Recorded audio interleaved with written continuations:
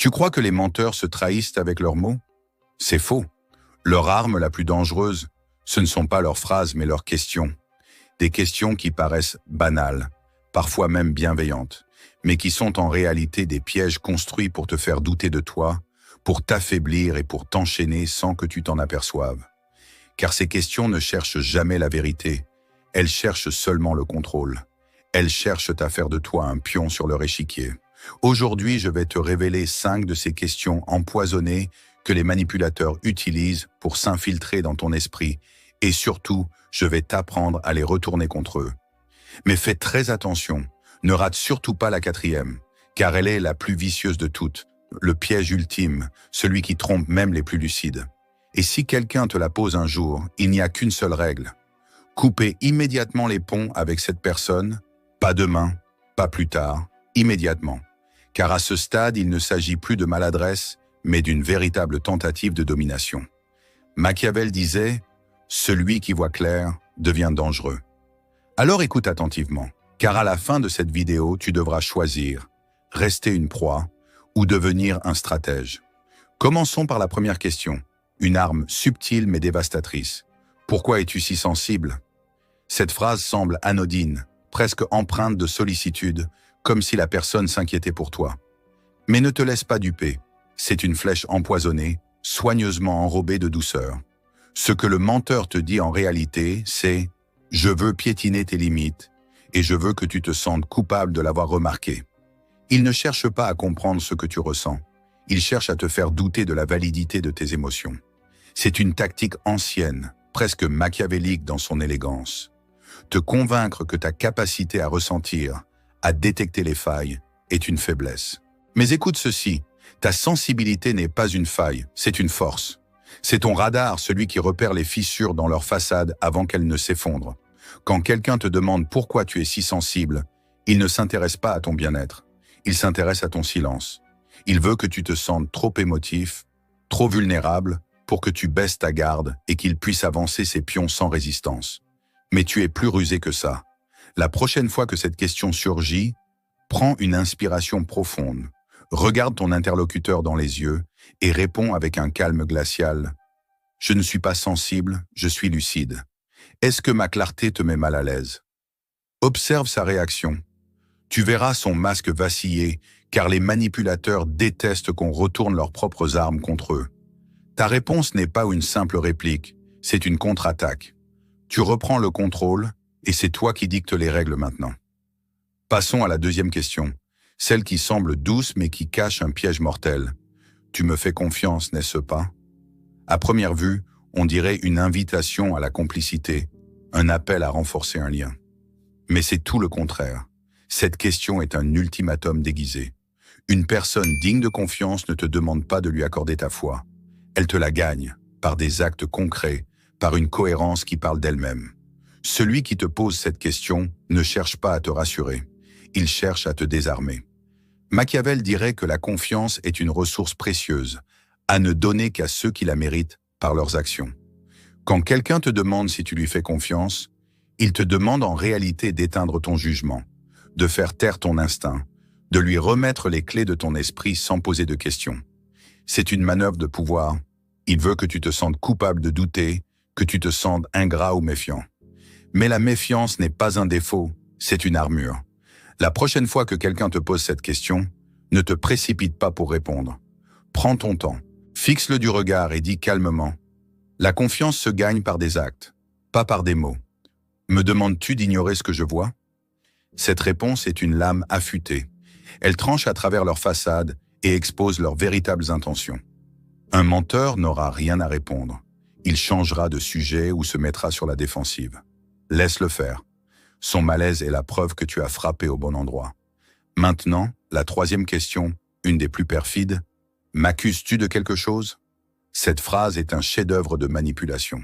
En une seconde, le menteur transforme ton doute légitime en une attaque contre lui. Il te met sur la défensive, te pousse à t'expliquer, à te justifier, à t'enliser dans des excuses. Et pendant ce temps, il échappe à l'examen. C'est une tactique de renversement. Tu passes de celui qui pose des questions à celui qui doit se défendre. Machiavel admirerait l'élégance de cette manœuvre. Mais il te dirait aussi de ne jamais tomber dans le piège. Quand quelqu'un te pose cette question, il ne cherche pas à clarifier la situation. Il cherche à te faire douter de ton droit à poser des questions. Il veut que tu te sentes agressif, irrationnel, pour que tu recules.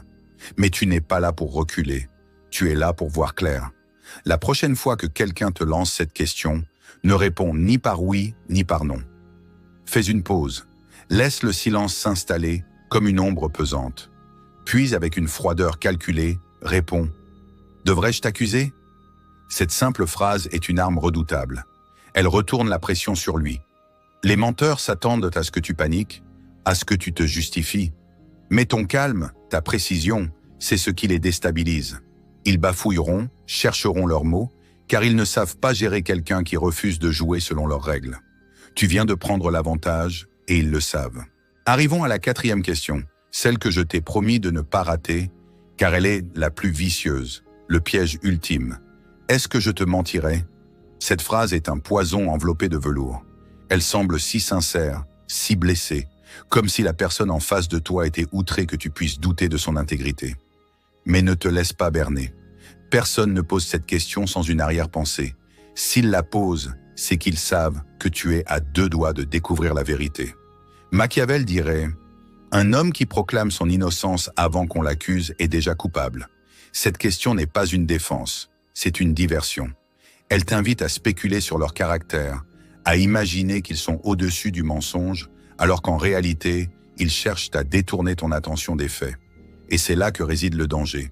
Si quelqu'un te pose cette question, c'est un signal d'alarme. Ce n'est pas une maladresse, c'est une tentative de domination. Ne tombe pas dans ce piège. Ne réponds pas directement. Au lieu de ça, retourne la question comme une arme. Ce n'est pas la question. La question est « Saurais-je si tu me mentais ?» Cette réponse est un projecteur braqué sur leur jeu. Elle dissipe le brouillard qu'ils essaient de créer. Un menteur s'attend à ce que tu sois ému par son apparente sincérité. Mais en posant cette contre-question, tu montres que tu ne joues pas selon leurs règles. Tu es lucide et ils ne peuvent pas le supporter. Et souviens-toi de mon avertissement. Si quelqu'un te pose cette question, coupe les ponts immédiatement. Pas demain, pas plus tard, tout de suite.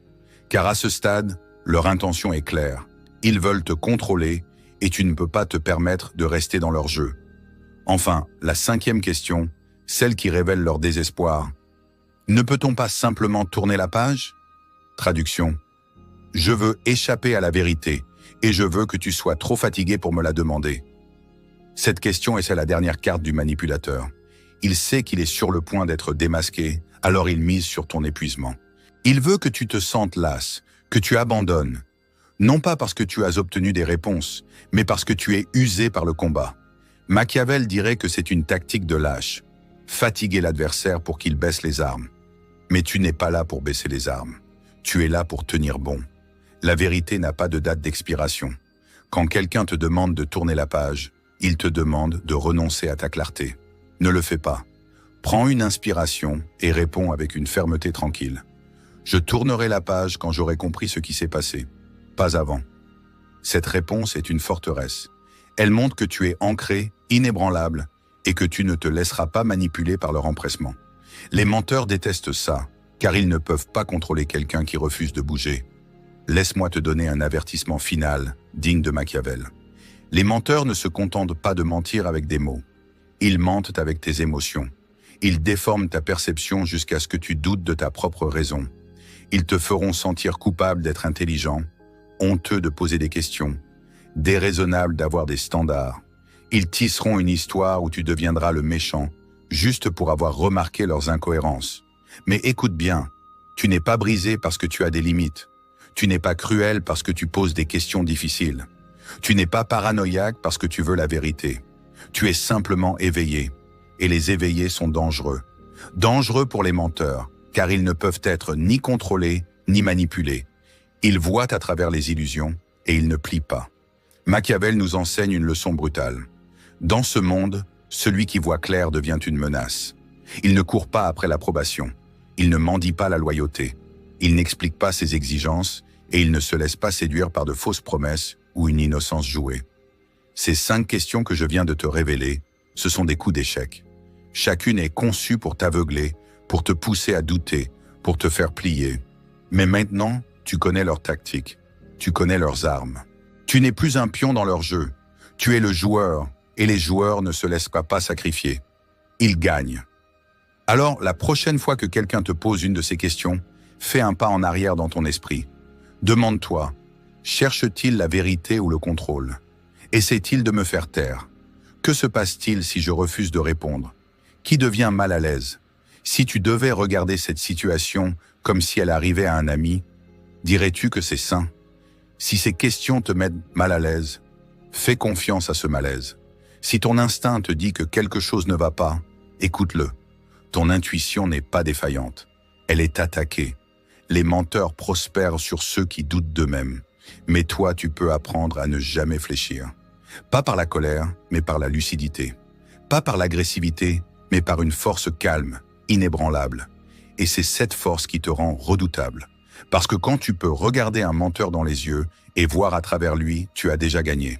Merci d'avoir écouté. Si tu veux découvrir d'autres stratégies pour déjouer les manipulateurs et garder le contrôle, abonne-toi. Et dis-moi dans les commentaires, laquelle de ces 5 questions as-tu déjà entendu? À bientôt pour la prochaine.